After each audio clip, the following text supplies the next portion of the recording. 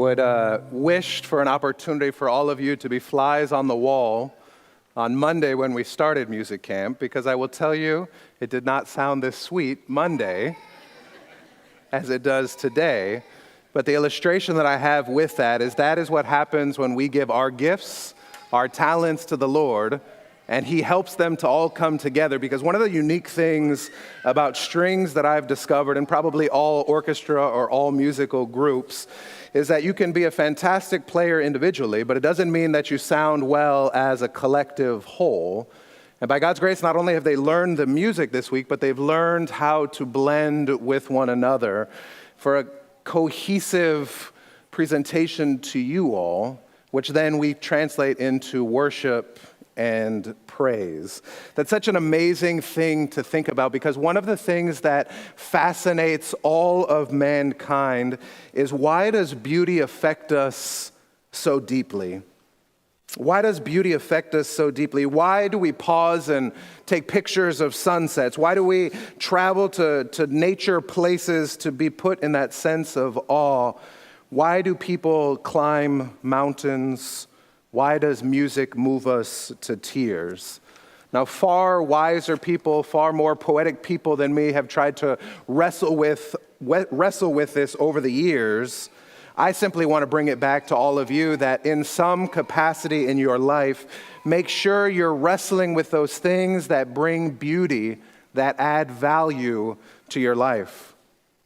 I believe, as a preacher of the gospel, that is one of the things of why we gather together on a weekly basis, is to look at the beauty of the Lord. You see, so often we come to church and we say things or think things or assume things like, there was nothing in it for me. I did not get anything out of it. But the reality of why we gather is to come and reflect on the fact that the Lord, through His grace and His mercy, has taken us through another week.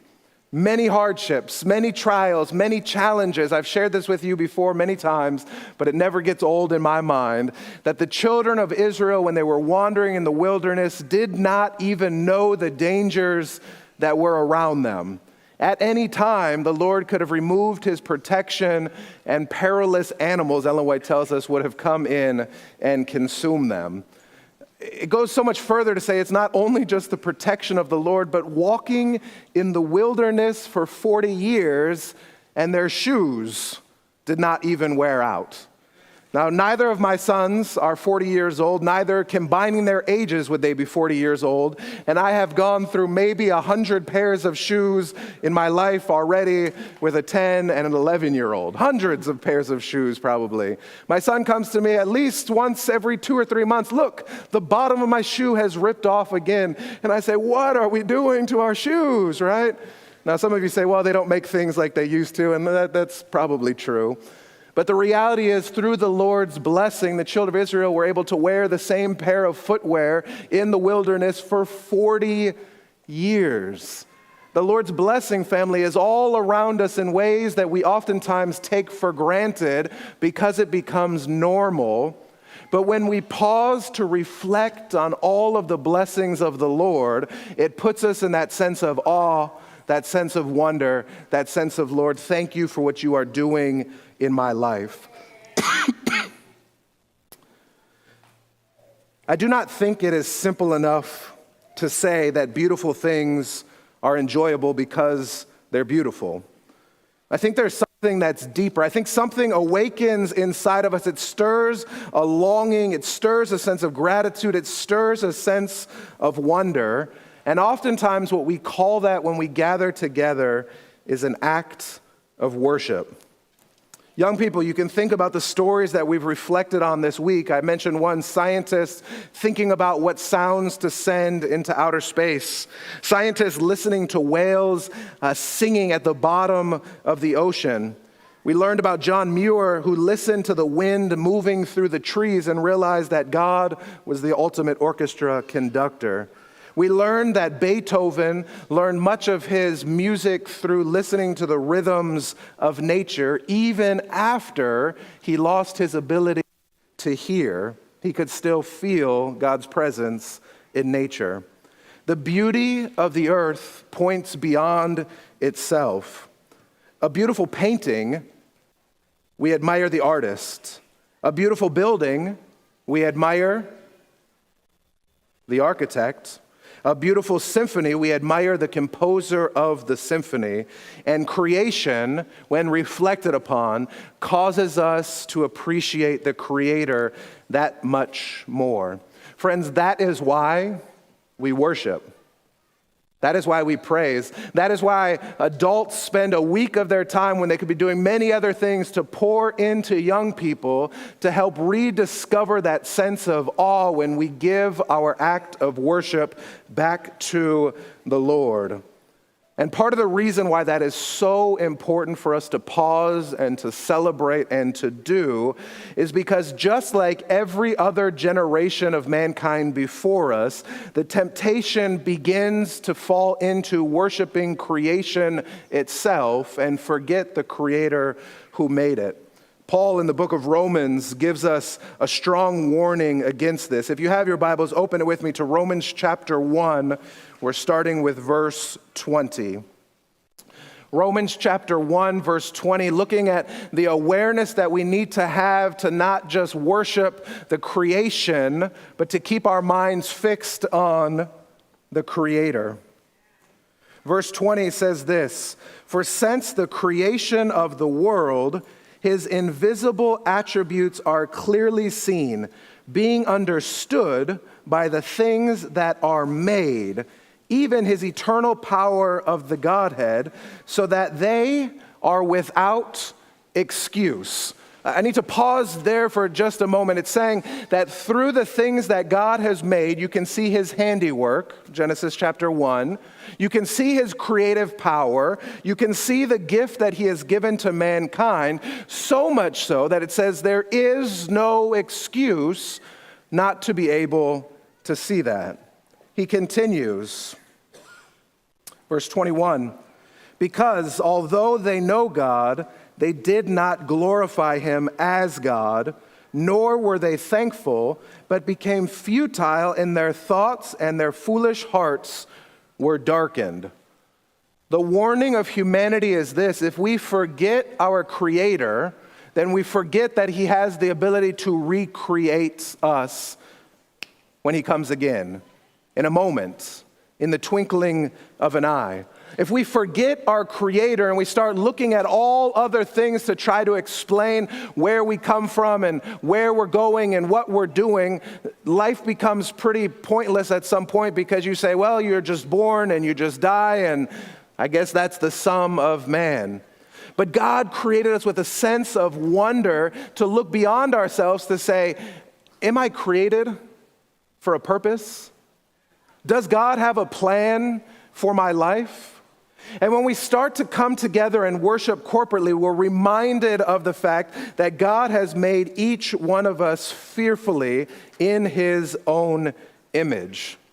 Ellen White says that the uneducated heathen, that doesn't mean the person that doesn't have a lot of degrees or titles or knowledge. That simply means the one who doesn't know that He is their Creator, learns his lessons through nature and through his own necessities, and dissatisfied with darkness, he is reaching out for light, searching for God, the first great cause.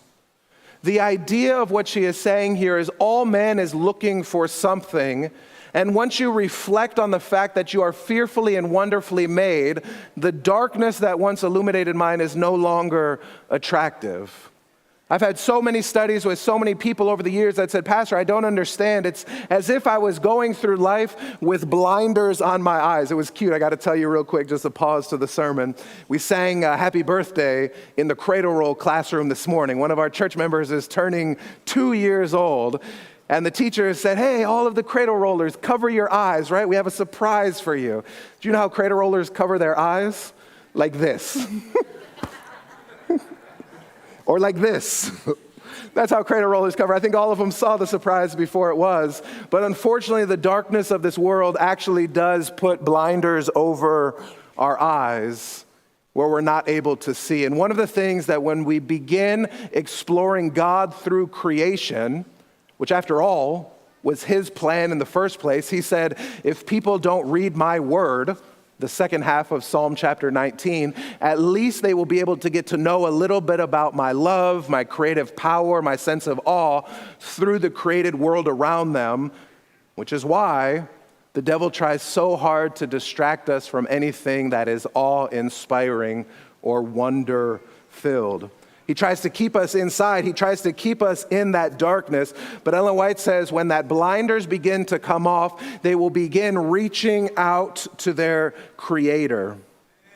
We praise what we value and we admire. We praise what fills us with wonder.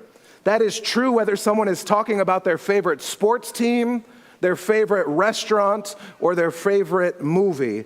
Human beings naturally praise what we love. And Psalm chapter 19 teaches us that creation is constantly giving us reason to praise God. The beauty of creation is not an end of itself. It's an invitation to recognize the goodness of God, the wisdom of God, the creativity of God. And this week, as I have watched these young people not only learn the skills of music, I've watched them come together in unity to be able to perform and lift their voices or their musical instrument in an act of worship. I've been reminded of something profound. Music is one of God's greatest gifts. Think about how extraordinary it is. A brass instrument, something of metal, can make a sound. A block of wood can make a sound. Somehow a handbell can make a sound. Our voices can make sounds. But when they come together in harmony, something beautiful happens. Something greater than the individual parts emerges. This is one reason why music has played such an important role in worship, is it can guide all of us, distracted, misfocused, looking at different things, to come together in unity and say we are here gathered today to worship our Creator. Turn to somebody next to you and say, I'm here today to worship the Creator. Tell somebody. Orchestra, you all tell somebody as well.